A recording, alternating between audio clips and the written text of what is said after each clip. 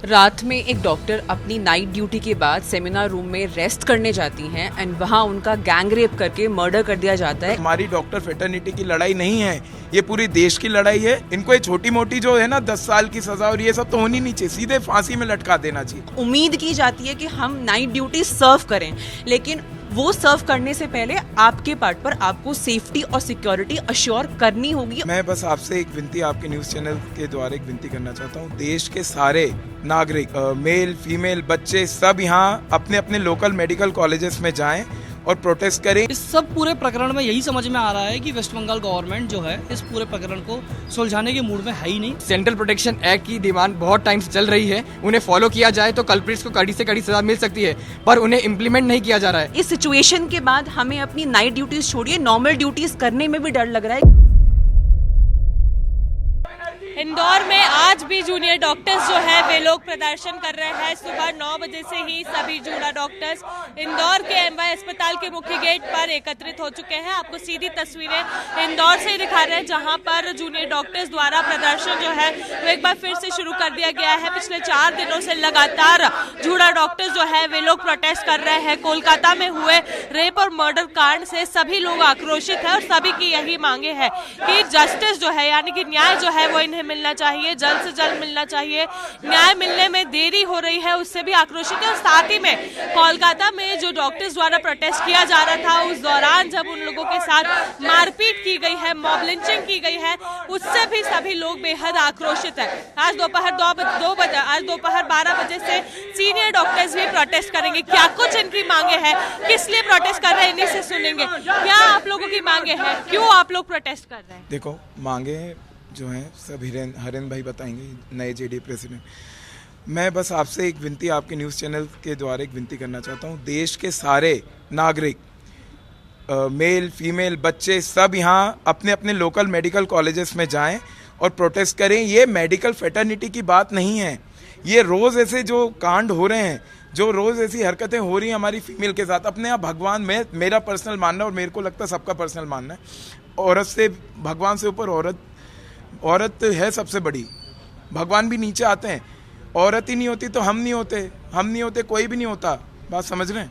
आप आएँ, आप सब अपने अपने मेडिकल कॉलेज में इकट्ठे हों और प्रोटेस्ट करें। ये हमारी डॉक्टर फेटर्निटी की लड़ाई नहीं है, ये पूरी देश की लड़ाई है।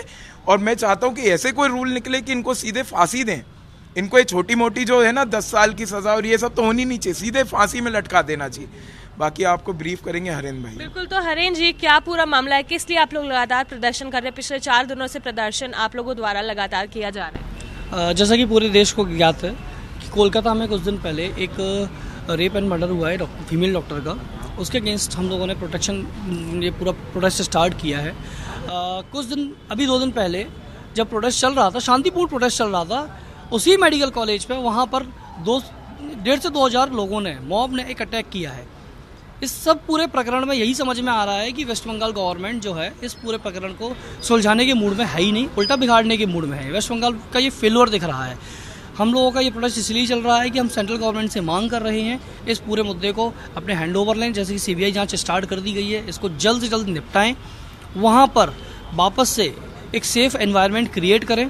डॉक्टर्स के सेफ एनवायरनमेंट क्रिएट करने के लिए एक बहुत बेसिक नेसेसिटी है central protection act for doctors, वो लागू करवाना बहुत ज़रूरी है, वरना आए दिन देश के किसी भी कोने में इस तरीके की चीज़ें होती नहीं। अगर कोई प्रोटेस्ट कर रहा है, अगर उसे प्रोटेस्ट करने की फ्रीडम नहीं है, अपनी बात रखने की फ्रीडम नहीं है किसी कंट्री में, तो ये तो बहुत इनजस्टिस हो जाएगा। आज हमें 78 ईयर्स हो गए हैं इंडिपेंडेंस मिलने को। अगर आज भी हम अपने आप को फ्रीली एक्सप्रेस नहीं कर पा रहे हैं, आज भी अगर हम अपनी वर्क प्लेस पे अपने घर में सिक्योर फील नहीं कर पा रहे हैं, तो ये एक बहुत ही बड़ा फेलियर है अपने लेवल पर। और सेंट्रल प्रोटेक्शन एक्ट की डिमांड बहुत टाइम से चल रही है। अगर सेंट्रल प्रोटेक्शन एक्ट आता है और उसे इम्प्लीमेंट करना जरूरी है। ऑन पेपर तो बहुत सारे एक्ट आ चुके हैं, अपना न्याय प्रणाली इतनी सशक्त है कि अगर जो ऑन पेपर एक्ट्स हैं, ऑन पेपर जो नियम हैं, उन्हें फॉलो किया जाए तो कल्प्रिट्स को कड़ी से कड़ी सजा मिल सकती है, पर उन्हें इम्प्लीमेंट नहीं किया जा रहा है, उनके ऊपर एक्शन नहीं लिया जा रहा है।